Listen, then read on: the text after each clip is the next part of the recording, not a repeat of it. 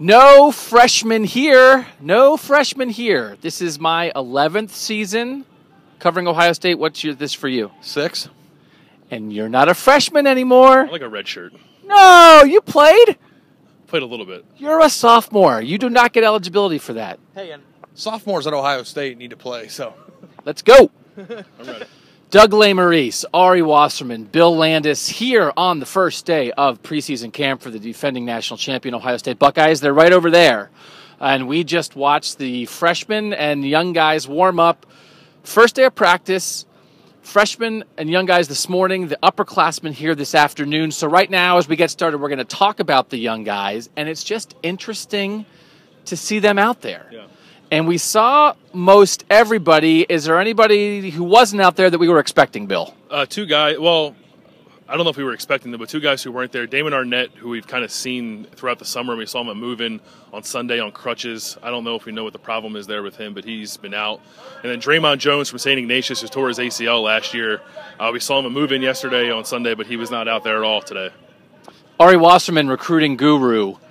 From what you know about these guys as a recruiting class, who intrigues you? Who interests you? Is there anybody that you were trying to get a look at this morning? Well, the one person that I'm most intrigued with, because we all know that I'm obsessed with skill position players, is the guy who had probably the most high-profile recruitment last year, and that was Torrance Gibson. I wanted to see how he approached things, how he came out, knowing that he's probably not going to get on the field for a few years, just kind of embracing being somebody behind the scenes, because he was so used to being so out there, and even with his recruitment and the stardom that he had and winning national or state championships in high school for Florida, I just wanted to see how he responded, because right now he's in a quarterback battle too. You might not be seeing it, but him and Joe Burrow right now are in a race to be the next generation quarterback of this program.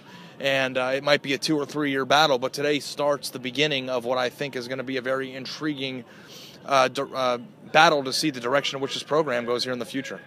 And it's just a small thing, but people sort of in the offseason talked, is Torrance Gibson maybe going to get a look at receiver? He was out there with the quarterbacks today. It was Joe Burrow and Torrance Gibson with Tim Beck, the new quarterbacks coach.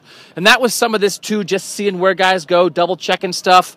For instance, the tight ends working with Tim Hinton, Rashad Berry there at tight end, as we expected, A.J. Alexander there at tight end.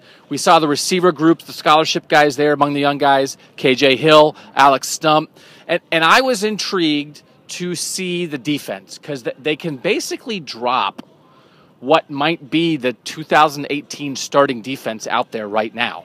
They have 4 freshman defensive linemen. They have Eric Glover-Williams lining up at corner, Denzel Ward at corner, Joshua Norwood at corner. No freshman safeties, but the linebackers. They're out there doing the thing. Okay, so like if they were lined up, like I'd be Nick Connor, because Nick Connor was in the middle, and you're Justin Hilliard, and you're your guy. Jerome Baker. You're Jerome Baker. He beat me in a video game one time. He did beat you in a video game. And so it was just, I mean, it was the very first time that we saw them as Ohio State Buckeyes lining up as 3 linebackers, 3 highly recruited guys, and 2 or 3 years from now, they could be out there as the starting linebackers. I mean, let's just not forget, too, that like Raekwon McMillan is going to be starting as a sophomore, but all these guys are like Raekwon McMillan-like prospects. Ohio State being the guru, the recruiting guru, Ohio State, the defense that you just lined up that could be 2018, those are all guys that maybe if they would have come in 3 years ago would be on the field faster, but that's kind of just the, advancement of this program, the way Urban Meyer's recruited the last 4 years, that, a guy like Jerome Baker or a guy like Justin Hilliard, those guys might be special teams right away, but they might have a longer path to the field, unlike the one that Raekwon McMillan had to take just because of the way that this roster's stacking up. And it's interesting to think about. Joshua Perry's a senior. Darren Lee could go pro. They might need 2 linebackers next year. Another really interesting group, of course I'm going to ask you, the linemen are they're big. They're big, and they're long, and they're lean, and they're interesting. Yeah, I think you see with this class in particular, and I wasn't around for camp last year to see that freshman class come in, but we talk about 3 guys in this class, Brandon Bowen, Isaiah Prince, and Kevin Feeder.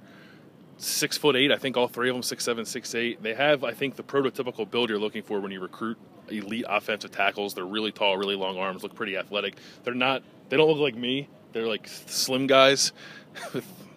I'm not. You look good. It's okay, but I don't look like them. It's fine. Someday, maybe. You're a guard. I'm a guard. Yeah, I'm a guard. These guys are definitely tackles, but it's interesting because if you think about the offensive line this year, you're talking about the linebackers maybe going. The offensive line could lose maybe 4 guys, right?